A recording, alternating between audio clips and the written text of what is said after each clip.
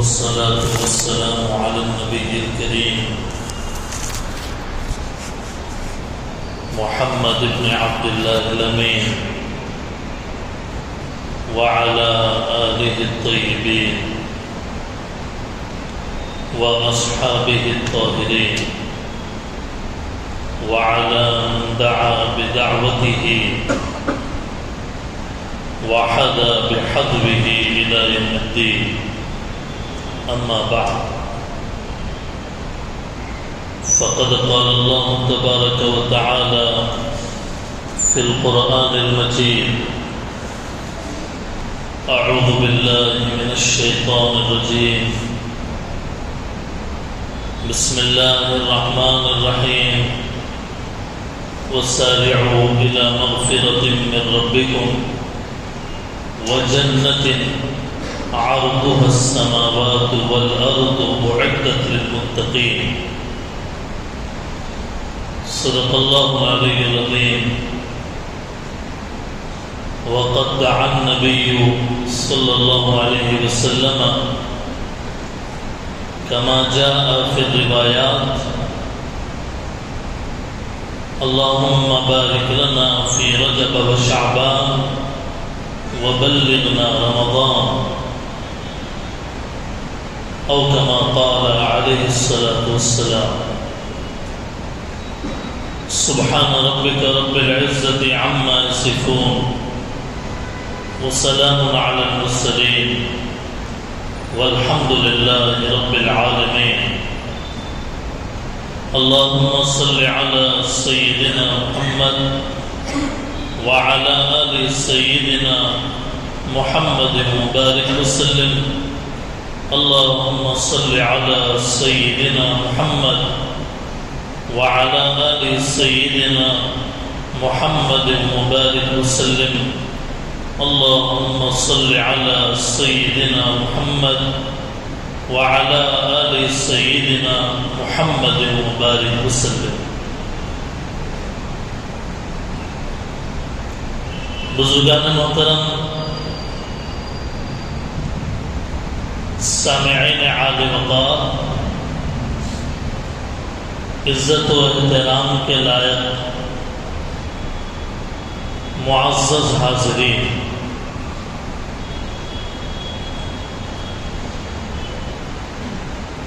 آج شعبان المعظم کی ایک تاریخ ہے.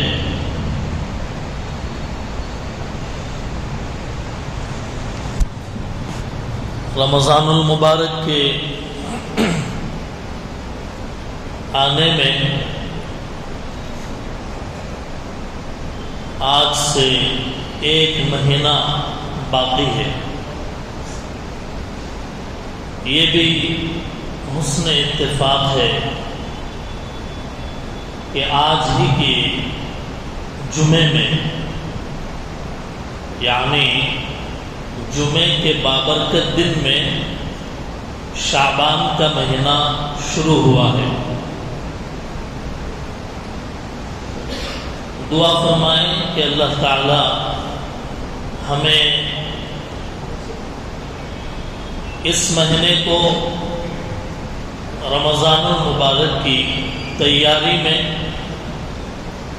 رمضان المبارک کے لیے اپنے آپ کو تیار کرنے میں گزارنے کی توفیق عطا فرمائے.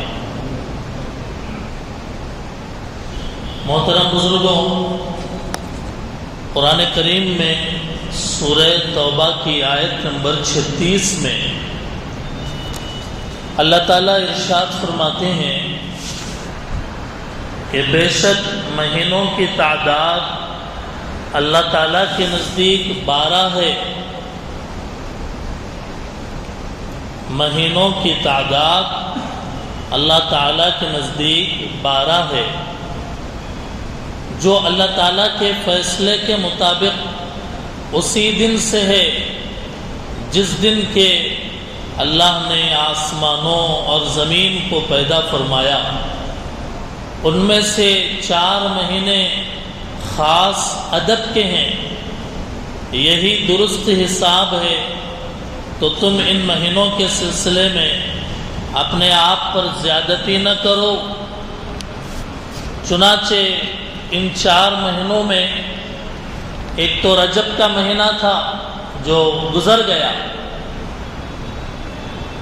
اور 3 لگاتار مہینے ہیں جو ذی قعدہ، ذی الحج اور محرم کے طور پر مفسرین نے اس کو بیان کیا ہے۔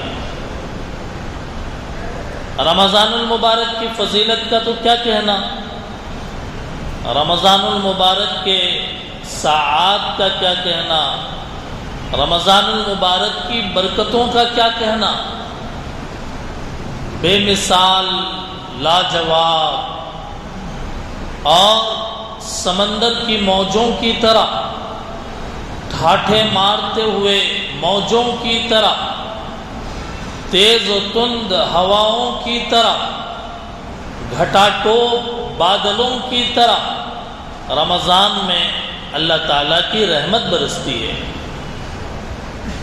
سمندر میں جیسے موجیں ایک موج دوسرے موج کو ڈھانپتی ہے، اور بیچ پر آپ نے دیکھا ہوگا کہ کس طریقے سے ایک کے اوپر ایک موج آتی رہتی ہے، بالکل رمضان المبارک کا دن ہو یا رات، اس کی صبح ہو یا شام، بڑی قیمتی دولتیں سمیٹ کر رمضان کا مہینہ آتا ہے۔ تو اس رمضان سے لگا ہوا جو مہینہ ہے شعبان جس کو کہا جاتا ہے، اس رمضان کی اتنی عظمت ہے، اتنا احترام ہے کہ اس سے لگا ہوا مہینہ بھی اس کی وجہ سے محترم ہو گیا۔ رمضان کے احترام کی وجہ سے رمضان سے جو مہینہ لگا ہوا ہے یعنی شعبان کا، یہ مہینہ بھی گویا محترم ہو گیا، معظم ہو گیا۔ معظم یعنی قابل احترام ہو گیا۔ اسی لیے شعبان کا پورا نام کیا ہے؟ شعبان کا پورا نام شعبان المعظم، شعبان المعظم۔ معظم یعنی جس کی عظمت تسلیم کی گئی، جس کی عظمت کو بیان کیا گیا، اس کو معظم کہا جاتا ہے۔ تو شعبان کا مہینہ معظم ہوا، اور کیوں نہ ہو جبکہ یہ رمضان سے پہلے رمضان کے بہاروں کی خبر دیتا ہے۔ رمضان کے آنے سے پہلے رمضان میں برسنے والی رحمت کی ٹھنڈی ہواؤں اور برسنے والے اللہ تعالیٰ کی رحمت کے باران کی خبر دیتا ہے۔ شعبان خبر دیتا ہے، خوشخبری سناتا ہے، ایمان والوں کے دلوں کو عبادت کے لیے آمادہ کرتا ہے، اطاعت کے لیے آمادہ کرتا ہے، بندگی کے لیے آمادہ کرتا ہے۔ اسی لیے بخاری شریف میں حدیث نمبر 4662 میں ہے کہ حضور صلی اللہ علیہ وسلم نے فرمایا، جس کا ترجمہ ہے کہ دیکھو زمانہ پھر اپنی پہلی اسی ہیئت پر آ گیا ہے جس پر اللہ نے آسمان اور زمین کو پیدا کیا تھا۔ ان الزمان قد استدار على هيئته كهيئته يوم خلق السماوات والارض۔ بخاری شریف کی اس روایت میں اور قرآن کریم کی اس آیت میں جو سورہ توبہ کی ہے، ان دونوں کے اندر یہ بات بیان کی گئی ہے کہ زمانہ جب آگے بڑھتا ہے اور ایک رمضان کے گزر جانے کے بعد، ایک شعبان اور ایک رجب کے گزر جانے کے بعد جب دوسرا سال کا رجب اور شعبان آتا ہے تو زمانہ اپنی اسی ہیئت پر پہلو بدل رہا ہے، اپنی اسی ہیئت پر آ رہا ہے جس ہیئت پر اللہ تعالیٰ نے اس کو زمین و آسمان کے پیدائش کے دن میں پیدا کیا تھا۔ یہ تو ایک بات۔ دوسری بات یہ ہے کہ گزشتہ رمضان گزر گیا، شوال، پھر ذی-قعدہ، پھر ذی-الحج، پھر محرم، پھر سفر، پھر ربیع الاول، پھر ربیع الثانی، پھر جمادی الاولیٰ، پھر جمادی الثانیہ، پھر رجب، اتنے مہینے گزر گئے۔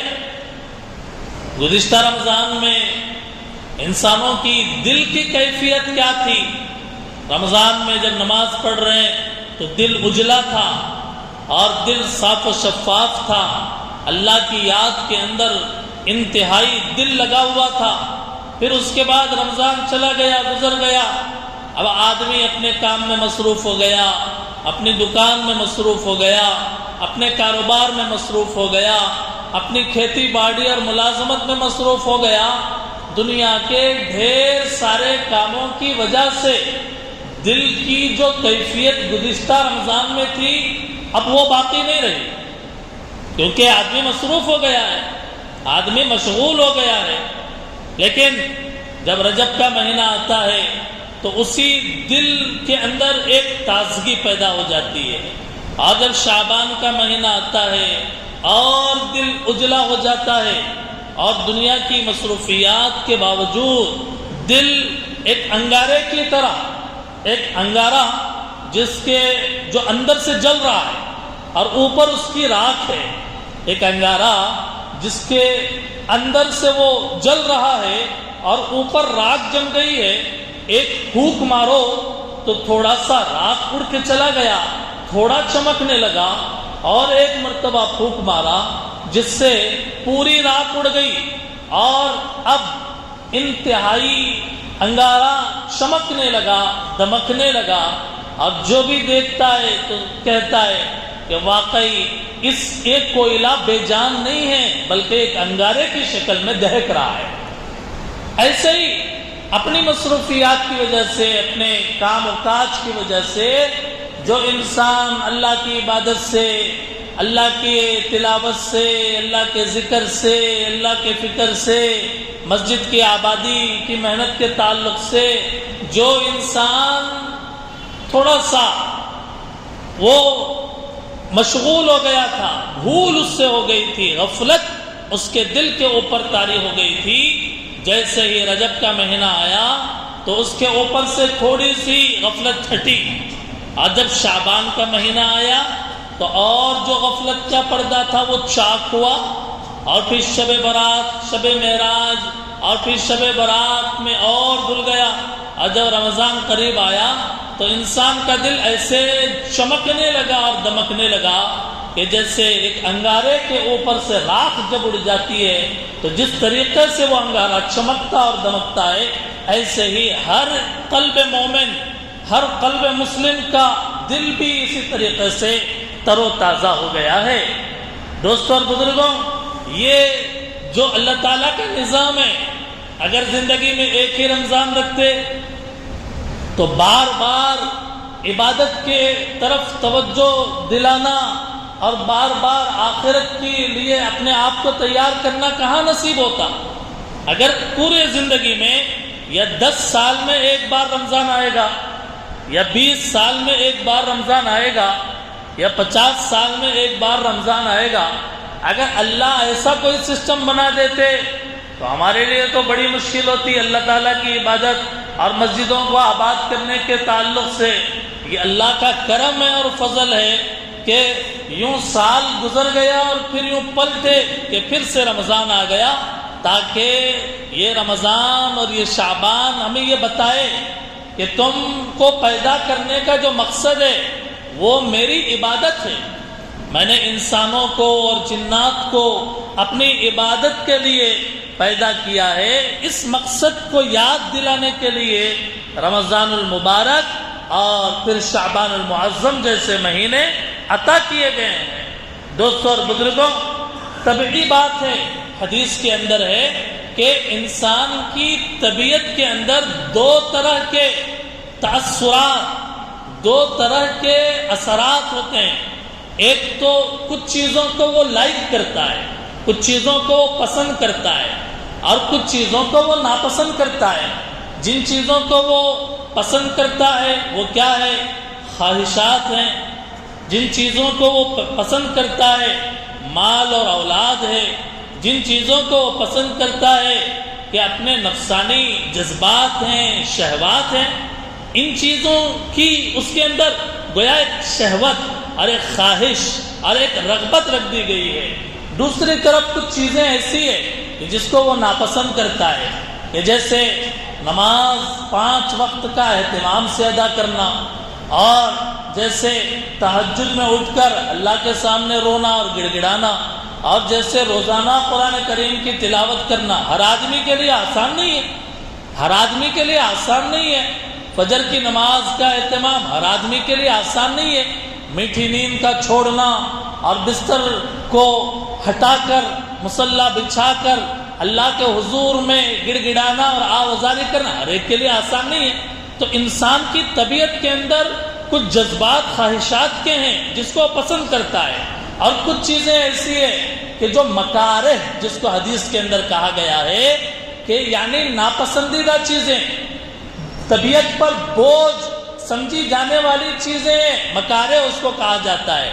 یہ رمضان جب آتا ہے تو یہ خواہشات کی جو تیزی ہے، سپیڈ ہے، اس کو کم کر کے جو ناپسندیدہ چیزیں ہیں، جو ناپسندیدہ کام ہیں، جو انسان کے لیے بوجھ بظاہر سمجھ میں آتے ہیں، اس کی طرف انسان کو آگے بڑھاتا ہے، ان چیزوں کو بریک کرتا ہے، خواہشات کو، شہوات کو، نفسانی مرغوبہ چیزوں کو، اور دوسری طرف انسان کو آگے بڑھاتا ہے عبادت کی طرف، انسان کو آگے بڑھاتا ہے روزے کی طرف، انسان کو آگے بڑھاتا ہے تلاوت کی طرف، انسان کو آگے بڑھاتا ہے کہ فجر میں نہیں، فجر سے گھنٹہ پہلے، فجر سے گھنٹہ 1.5 گھنٹہ پہلے اٹھ کر اللہ کے سامنے تہجد پڑھنے کا عادی بنا جاتا ہے۔ تو انسان کی طبیعت کے اندر جو 2 طرح کی خواہشات ہیں، ان میں سے دوسرے خواہشات جو عبادت کے اور اطاعت کے لحاظ سے، اور جو مقصد ہے زندگی کا، کہ جس مقصد کو پورا کرنے کے لیے اللہ تعالیٰ نے دنیا کے اندر انسان کو بھیجا ہے، عبادت، اس کے اندر تیزی لاتا ہے، اس کے اندر سپیڈ پیدا کرتا ہے، حتیٰ کہ یہ بندہ اسی رمضان کی تربیت کی وجہ سے آئندہ سال تک عبادات کے اوپر آمادہ ہوتا ہے۔ تو یہ وہ بنیاد ہے کہ جس کی وجہ سے اللہ تعالیٰ نے شعبان کا مہینہ بھی رکھا ہے۔ شعبان اسلام کے مہینوں کی فہرست میں، اسلامی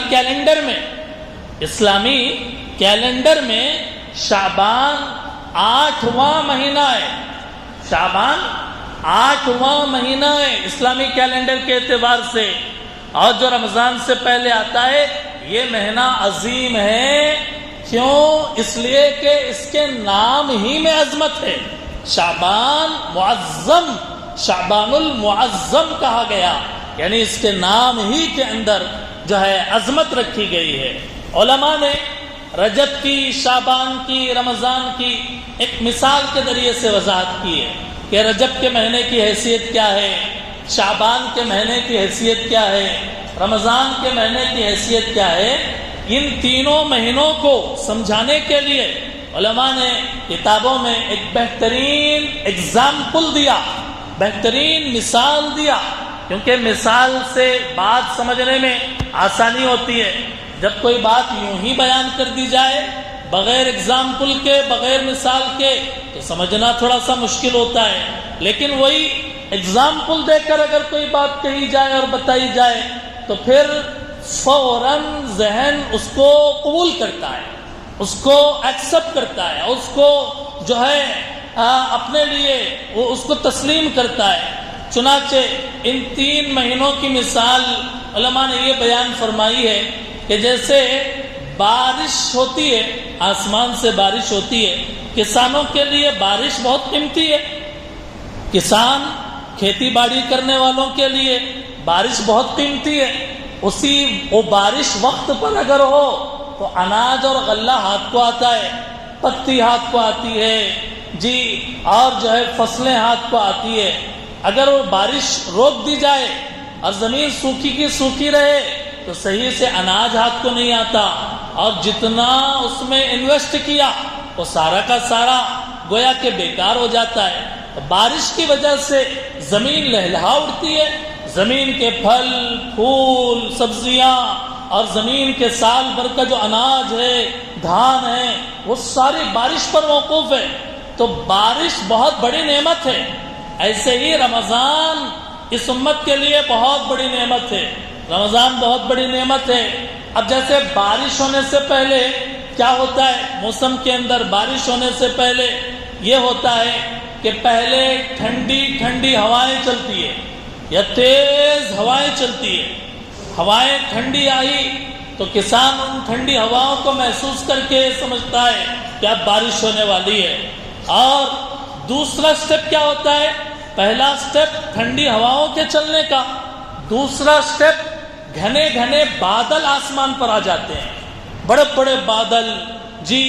اور دن کے 12-1 بجے گویا سورج کے سامنے دھوپ کے سامنے بادل آ گئے تو پوری دنیا تاریک ہو گئی۔ شہر میں گویا ایسا لگا کہ جیسے اب سورج غروب ہونے والا ہے، حالانکہ 12 بجے کا ٹائم ہے دن کے، لیکن بادل کے آنے کی وجہ سے پہلے ہوائیں چلی، یہ ہوائیں بادلوں کو ہٹا کر دوسری جگہ سے ہمارے سروں پر لا کر کھڑی کر دیتی ہے۔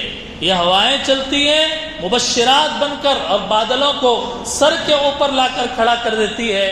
اور پھر تیسرا کام یہ ہوتا ہے کہ ان بادلوں میں سے اللہ تعالی رحمت کی بارش نازل فرماتے ہیں۔ فرمایا رجب کے مہینے کے آنے کا مقصد یہ ہے اور مطلب یہ ہے، اور اگر سمجھنے والا اگر سمجھنا چاہے تو رجب کے مہینے کا آنا ایسا ہے کہ جیسے ٹھنڈی ہوائیں چلی ہے، جیسے ٹھنڈی ہوائیں چلی ہے رحمت کی، اللہ کی رحمت کی، اللہ کی مہربانیوں کی، اللہ کے عنایات کی ٹھنڈی ٹھنڈی ہوائیں چلی۔ اور جب رجب کا مہینہ ختم ہو گیا، شعبان کا مہینہ شروع ہو گیا، تو یوں سمجھو کہ جیسے ہمارے سروں کے اوپر گھنے بادل رحمت کے آ گئے۔ شعبان کا پورا مہینہ اللہ کی رحمت جو بادلوں کی شکل میں ہے وہ ہمارے سروں پر آ کر سایہ فگن ہو گئی، ہمارے سروں پر آ کر کھڑی ہو گئی۔ اور جب ٹھنڈی ہوائیں چلی اور بادل آ کر جم گئے، گھٹا ٹوپ بادل آ کر جم گئے، اور جب رمضان کا مہینہ آیا اب اللہ کی رحمت دھما دھم برسنے لگی۔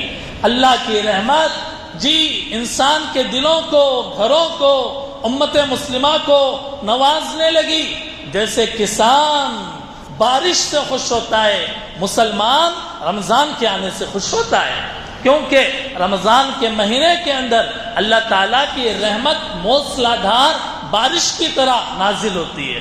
تو یہ رجب اور شعبان اور رمضان کی مثال کہ ٹھنڈی ہوائیں رجب میں چلی، شعبان میں گھنے بادل آ گئے سروں پر، اور جب رمضان آیا تو گویا کہ رحمت کی بارشیں ہونی شروع ہو گئی اور انسان اس سے سیراب ہونے لگا۔ تو اسی لیے کہا گیا کہ جب یہ رحمت کی ہوائیں چل رہی ہیں اور رحمت کی گھٹائیں آ رہی ہیں تو اب ہمیں آپ کو مسلمانوں کو چاہیے کہ اپنے اعمال کے اندر تبدیلی پیدا کریں۔ سال کے جو دوسرے مہینوں میں ہم غفلت کے ساتھ زندگی گزارتے تھے کہ بھئی مسجد کو نہیں آتے، مسجد کو آنے کی توفیق نہیں ہوتی، نمازیں پڑھنے کی توفیق نہیں ہوتی۔ اب یہاں تو دیکھیے اللہ کی رحمت کے بادل آئے ہوئے ہیں، اور ہماری زندگی اگر ویسے ہی رہے شعبان کے مہینے میں بھی کہ ہم مسجد کو نہیں آتے یا کثرت کے ساتھ نہیں آتے، نمازیں نہیں پڑھتے، قرآن نہیں اٹھاتے تو ظاہر ہے کہ اللہ تو بارش برسانے پر آمادہ ہیں اور بادلیں بھیج دیے ہیں شعبان کا مہینہ عطا فرما کر۔ ہم اپنی زندگی کو نہیں بدلنا چاہ رہے، ہم اپنے آپ کو نہیں بدلنا چاہ رہے، اپنے آپ کو سنوارنا نہیں چاہ رہے، ہمارے قول کو، ہمارے عمل کو، ہمارے سٹیپ، ہم اپنا ایک سٹیپ اللہ کی رحمت اور اللہ کے بارگاہ، اللہ کے در کی طرف آگے نہیں بڑھانا چاہ رہے ہیں۔ تو اس کے اندر محرومی کس کی ہے بتائیے؟ وہ جو داتا ہے، جو دینے کے لیے، وہ داتا ہے جو دینے کے لیے در تیری رحمت کے ہر دم ہے کھلے۔ اللہ کی رحمت کے در ہمیشہ کھلے ہوئے ہیں۔ یہ انسان ہے کہ جو اللہ کے در پہ آواز نہیں دیتا، یہ انسان ہے جو اللہ کے در کو کھٹکھٹاتا نہیں، یہ انسان ہے کہ جو رحمان اپنے در پہ دینے کے لیے آمادہ ہے، انسان کہتا ہے کہ میں اپنے اعمال کو نہیں بدل رہا، میں اپنی زبان کو نہیں بدل رہا، ظاہر ہے کہ پھر نوازشیں کیسی ہوں گی اللہ رب العزت کی جانب سے۔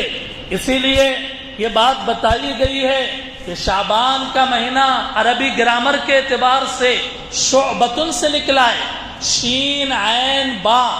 درخت کے اندر جو ٹہنیاں ہوتی ہے، درخت کے اندر ایک درخت ہے، اس کی ہزاروں ٹہنیاں، سووں ٹہنیاں ہوتی ہیں، جس پہ آم بھی لگے، بتائی بھی لگے، انناس بھی لگے، فلاں بھی فلاں بھی فلاں بھی۔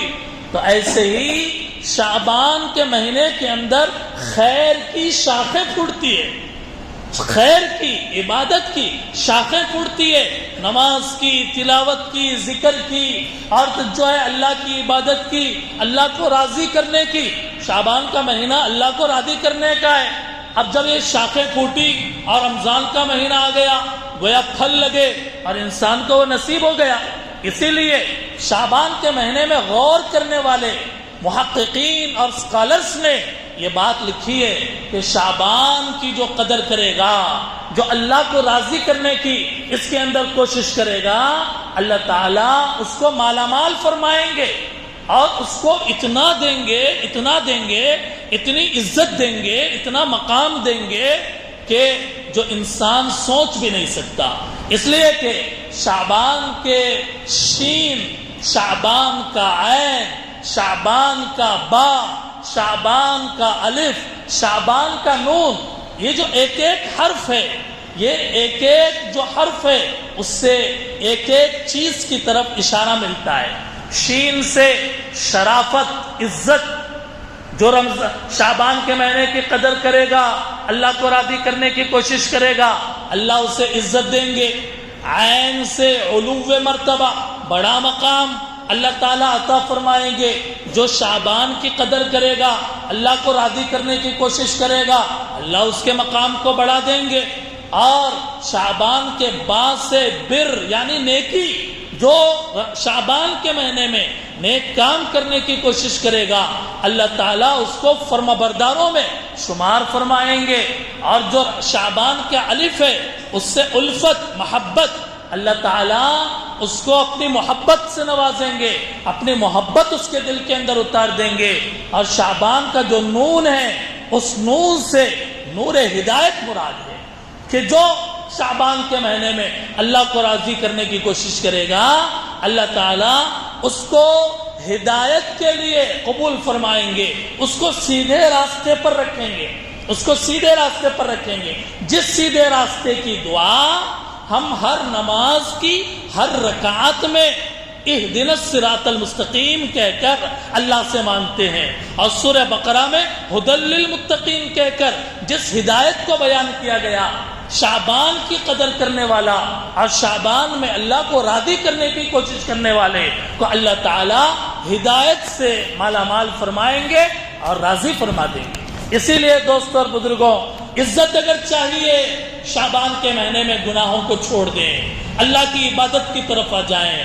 اگر بڑا مقام چاہیے کہ لوگ ہمیں بڑا سمجھیں، اور لوگوں کی نظروں میں، اللہ کی نظروں میں اور فرشتوں کی نظروں میں اگر ہم بڑے مقام والے بننا چاہتے ہیں، تو اس کے لیے آسان طریقہ یہ ہے کہ شعبان کے مہینے میں ہم اللہ کی عبادت کریں، نافرمانیوں کو چھوڑ دیں۔ جو گناہ پہلے سے کرتے آئے ہیں، آج سے وہ گناہ نہیں کریں گے، گانے نہیں سنیں گے، فلمیں نہیں دیکھیں گے، گالی نہیں دیں گے، غیبتیں نہیں کریں گے، چغلیاں نہیں کریں گے، جھوٹ نہیں بولیں گے، اور فلاں اور فلاں اور فلاں جو بھی خرابیاں ہیں، برائیاں ہیں، کہ ان تمام خرابیوں اور برائیوں کو اگر ہم چھوڑ دیں گے تو شعبان کا مہینہ بھی ہمارا ایک ایسے صاف آئینے کی طرح گزرے گا کہ جس کے اوپر گناہ کا مائل نہیں ہوگا۔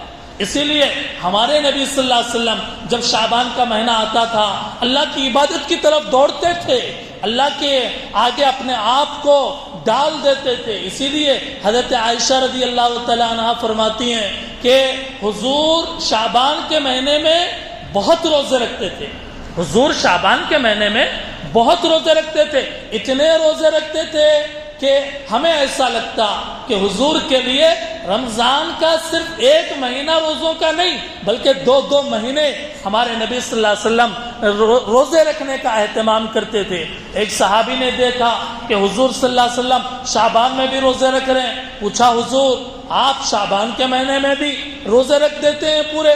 تو اللہ کے نبی نے فرمایا میں کیوں نہ رکھوں کہ رجب اور رمضان کے درمیان، یہ دو عظمت والے مہینوں کے درمیان، ان کے بیچ میں ایک ایسا برکت والا مہینہ ہے جسے شعبان کہا جاتا ہے، جس کی فضیلت اور برکت سے لوگ غافل ہیں۔ کون کہہ رہے ہیں؟ ہمارے نبی صلی اللہ علیہ وسلم کیا کہہ رہے ہیں کہ لوگوں کو شعبان کے مہینے کی برکت کا اندازہ نہیں ہے، اسی لیے وہ غافل ہیں۔ رجب کے رمضان کے درمیان کا یہ مہینہ بڑا محترم ہے۔ کیوں؟ اللہ کے نبی نے فرمایا میں روزہ اس لیے رکھتا ہوں کہ شعبان کے مہینے میں میرے اعمال اللہ کے حضور پیش ہوتے ہیں، جیسے جمعرات کے دن بندے کے اعمال اللہ کے حضور پیش ہوتے ہیں۔ اسی لیے اللہ کے نبی نے فرمایا کہ میں پیر کو بھی روزہ رکھتا ہوں کیونکہ وہ میری پیدائش کا دن ہے، ولدت فیہ، اور میں جمعرات کو بھی روزے رکھتا ہوں۔ کیوں؟ اس لیے کہ اس دن بندوں کے اعمال اللہ کے سامنے رجسٹر پیش ہوتا ہے کہ آپ کے فلاں بندے نے یہ کیا، آپ کے فلاں بندے نے یہ کیا، تو اللہ تعالیٰ کے پاس میرا رجسٹر جب کھلے اس کے اندر یہ لکھا ہوا ہو کہ آپ کے بندے نے آج کے دن روزہ رکھا ہے، آپ کے بندے نے آج کے دن میں روزہ رکھا ہے، شعبان کے مہینے میں روزہ رکھا ہے، جمعرات کے دن میں روزہ رکھا ہے۔ اللہ کے نبی نے فرمایا میں اسی لیے روزہ رکھتا ہوں کہ حالت روزے میں میرا عمل اللہ کے سامنے پیش ہو۔ اس لیے ہمیں چاہیے کہ اس مہینے میں روزہ رکھنے کا اہتمام کریں۔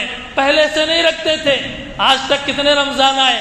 رمضان کی تیاری عبادت کی مشق کر کے ہو، رمضان کی تیاری عبادت کی مشق کے ذریعے سے ہو۔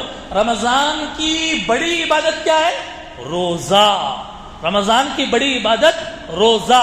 اس روزے کی تیاری عملی ٹریننگ کے ذریعے سے پہلے سے ہمیں اپنے آپ کو تیار کرنا ہے۔ اس کے لیے ایک دم سے 30 روزے رکھنا تھوڑا سا مشکل ہو جاتا ہے بظاہر، لیکن اگر وہی شعبان کے مہینے میں ہم پیر کے دن ایک دن روزہ رکھ لیے، کبھی جمعرات کے دن روزہ رکھ لیے، اور کبھی 13، 14، 15 شعبان کو روزہ رکھ لیے، یعنی ایام 20 کے 3 روزے رکھ لیے، اور جب ایک ایک روزہ رکھتے چلے گئے، سنڈے ہم فری ہوتے ہیں اور گھر پہ ہوتے ہیں تو پارٹی کرنے کے بجائے روزہ ہی رکھ لیا کہ رمضان کی تیاری کرنا ہے شاید، تو پھر رمضان کی اس کے اندر عملی مشق ہوگی اور تیاری ہوگی۔ دوسری بات یہ ہے کہ دوستوں اور بزرگوں، رمضان کی تیاری دوسرا، ایک تو روزہ، اس کے ذریعے سے ہمیں رمضان کی تیاری کرنا ہے۔ دوسرا کام، آج سے ہمیں قرآن کریم اٹھا لینا ہے۔ آج سے ہمیں قرآن کریم اٹھا لینا ہے سر پہ، اور قرآن کریم کے اوپر جو دھول ہے اس کو صاف کر دینا، اور قرآن کریم کو پاک صاف جگہ بیٹھ کر آج سے پڑھنے کا اہتمام کرنا ہے۔ اس لیے کہ قرآن زیادہ اگر پڑھنا ہے رمضان میں پڑھنا ہے۔ اب ہم دوسرے مہینوں میں تھوڑا بھی نہیں پڑھیں گے تو رمضان آنے پر روزہ رکھ کر گرمیوں کے دنوں میں ہم کتنا قرآن پڑھیں گے؟ ظاہر ہے کہ اس کے لیے اگر عملی طور پر پریکٹیکلی ہم جب روزہ نہیں ہے ہمارا، بالکل فری ہیں، چائے بولو چائے پی لیں، اور جوس بولو جوس پی لیں، جو بولے وہ کھا جائیں، اور جو سوئیں آرام کریں، 5 نمازیں ہیں بس، اس کے علاوہ کچھ نہیں ہے۔ رمضان آئے تو 17 رکعتیں جو اس کی، اور پھر تراویح کی، پھر قرآن، اور پھر روزہ، اور پھر ہمارا کاروبار، اور پھر گھر کی ذمہ داریاں، یہ سب چیزیں ایک دم آئیں گی تو ظاہر ہے کہ ہم زیادہ عبادت نہیں کر سکیں گے رمضان میں۔ اس کے لیے روزوں کی تیاری کریں شعبان کے مہینے میں، اور دوسرا قرآن جنہیں پڑھنا آتا ہے وہ آج ہی سے پہلا پارہ پڑھنا شروع کر دیں کہ میرا قرآن آج شروع ہو گیا، اور میں یہ شعبان کے مہینے میں 2 قرآن اگر پڑھ لوں گا تو رمضان کے مہینے میں میرے لیے 3 قرآن کا پڑھنا آسان ہوگا. رمضان کے مہینے میں 3 قرآن کا پڑھنا آسان ہوگا. اس لیے جذبات کے بجائے ہم سب کو عمل پہ آنا ہے. اللہ تعالیٰ مجھے بھی توفیق عطا فرمائے, آپ کو بھی توفیق عطا فرمائے, تاکہ رسمی طور پر واٹس اپوں پہ اور سوشل میڈیا پہ رمضان مبارک بول کے کلک کر کے بھیجنے سے رمضان کا استقبال نہیں ہوتا ہے. پریکٹیکلی اپنے آپ کو عبادت کے میدان میں اتارنا ہے. جیسے مجاہد, جیسے کشتی لڑنے والا اپنے کپڑے پہن کر میدان میں اترتا ہے, ایسے ہی ہمیں عبادت کے میدان میں اترنا ہے. ہمیں ذکر کا اہتمام, استغفار کا اہتمام, تلاوت کا اہتمام, دعاؤں کا اہتمام یہ اگر کریں گے انشاءاللہ ہم صحیح معنی میں رمضان کی تیاری کرنے والے ہو سکتے ہیں. اللہ تعالی ہم سب کو سمجھنے کی اور عمل کرنے کی توفیق عطا فرمائے. وآخر دعوانا ان الحمدللہ رب العالمین. سنت